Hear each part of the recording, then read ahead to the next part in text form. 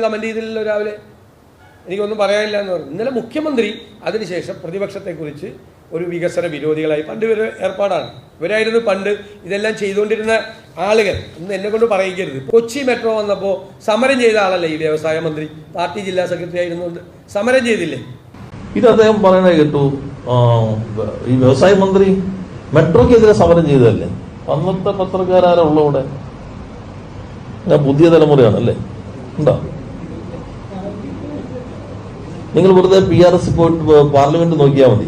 അദ്ദേഹം പുതിയ തലമുറയെന്ന് വിചാരിച്ചിട്ടാ. ഈ ശ്രീധരൻ എന്താ അദ്ദേഹം പറഞ്ഞ എന്നെ കുറിച്ച്? രാജീവാണ് ആദ്യമായിട്ട് ഒരു മനുഷ്യ സംഘടന സംഘടിപ്പിച്ചത്. അന്ന് അതിനെ അത്രയ്ക്ക് അപ്രൂവ് ചെയ്യുന്നില്ല, ഇതിന്റെ ആവശ്യമുണ്ടോന്നുള്ളത്. ഇപ്പോഴാണ് മനസ്സിലാകുന്നത് അത് നടന്നെങ്കിലും അന്ന് നിയമാസം കിട്ടില്ലായിരുന്നു. ഒഴിവാക്കുന്നതിന് വേണ്ടി DMRS ഒഴിവാക്കുന്നതിന് വേണ്ടി വലിയ നീക്കം നടത്തി. അതിനെതിരെ വമ്പിച്ച ജനകീയ സമ്മർദ്ദം കേരളത്തിലും കൊച്ചിയിലും ഉയർന്നുവരികയുണ്ടായി. അതിന്റെ ഭാഗമായിട്ടാണ് അദ്ദേഹത്തെയും DMRS ഉൾപ്പെടുത്താൻ നേരത്തെ അദ്ദേഹം സൂചിപ്പിച്ചതുപോലെ നിർബന്ധിതമായത്. അതുകൊണ്ട് മാത്രമാണ് ഈ പദ്ധതി ഇപ്പോൾ സമയബന്ധിതമായി അഴിമതിരഹിതമായി പൂർത്തീകരിച്ചത്. അദ്ദേഹം എന്താ പറഞ്ഞ കാണിക്കണ്ടല്ലോ, നിങ്ങൾ കേട്ടല്ലോ. എന്താ എന്നാലും കേൾക്കുന്നതാണ്. പ്രതിപക്ഷ നേതാവ് പറയാം, വാട്സപ്പ് ഗ്രൂപ്പിലാണല്ലോ പറഞ്ഞോട്ടെ, പ്രതിപക്ഷ നേതാവ് പറയാൻ പാടില്ല.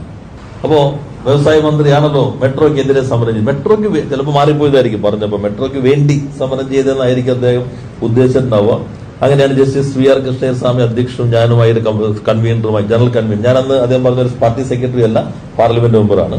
ഞങ്ങൾ ഒന്നിച്ച് ഡൽഹിയിൽ മൻമോഹൻ സിംഗിനെ വരെ കാണാൻ പോകുന്നത് മെട്രോ അനുമതിക്ക് വേണ്ടിയാണ്. മൻമോഹൻ സിംഗിനെ കാണാൻ ജസ്റ്റിസ് VR കൃഷ്ണയ്യന്റെ അവസാനത്തെ യാത്രയാണ്. നിങ്ങൾ ഡൽഹിയിലുണ്ടോ? ഇല്ല. ഇദ്ദേഹം ഡൽഹിയിലുണ്ട്, ഓർമ്മയുണ്ടല്ലോ അല്ലെ? അല്ലാണ്ട് മെട്രോയ്ക്ക് പാടില്ല എന്ന് പറഞ്ഞിട്ടല്ലേ ഞങ്ങൾ കൃഷ്ണസ്വാമി അവസാനം അങ്ങോട്ട് പോയി. അവിടെ പോയിട്ട് ഈ മനുഷ്യൻ ഈ ഓന്തിന്റെ ഓർമ്മയെന്ന് കരുതിയിട്ടതൊക്കെ പറയുന്നു, പെട്ടെന്ന് മറന്നു പോകുന്നു. ഇതെല്ലാം പഴയ പോലെ അല്ല, എല്ലാം ഉണ്ടല്ലോ നമ്മുടെ കയ്യിൽ. അന്ന് ഞങ്ങൾ സമരം നടത്തി, സിംഗപ്പൂർ കമ്പനിക്ക് കൊടുക്കാൻ ശ്രമം നടന്നു. ഇവിടെ നിന്ന് കമൽനാഥ് ഉൾപ്പെടെ അന്നത്തെ കൊച്ചി ഉണ്ടായിരുന്ന പത്രക്കാർക്ക് അറിയാം, ലേബർ DN വലിയ മീറ്റിംഗ് നടന്നു. ഏറ്റവും ഒടുവിലാണ് DMRCക്ക് കൊടുക്കാൻ തീരുമാനിച്ചത്. നാട് ആഗ്രഹിച്ചായിരുന്നു.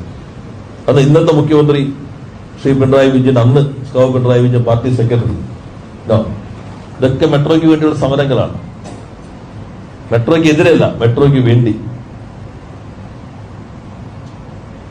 ഇതൊക്കെ കേരളത്തിൽ ഇതൊക്കെ ചെയ്യേണ്ടി വരും. ഇത്രയും കഠിന ഇപ്പൊ ഞാൻ ഇൻവെസ്റ്റ് സമ്മിറ്റിന്റെ 24x7 പോലെ പ്രവർത്തിച്ചുകൊണ്ടിരിക്കുന്നതിനിടയിൽ ഇതെല്ലാം പറയേണ്ടി വരുന്നു എന്നുള്ളതുകൊണ്ടാണ്.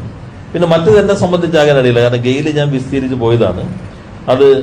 അതുകൊണ്ടായിരിക്കും പേര് പറയാതെ അദ്ദേഹം പറഞ്ഞു. ഇതെല്ലാം സഭയിൽ പറയുമ്പോൾ എഴുന്നേറ്റ് അപ്പം ഞങ്ങൾ കാര്യങ്ങൾ വിസ്തീരിച്ച് വ്യക്തത വരുത്തുമായിരുന്നല്ലോ.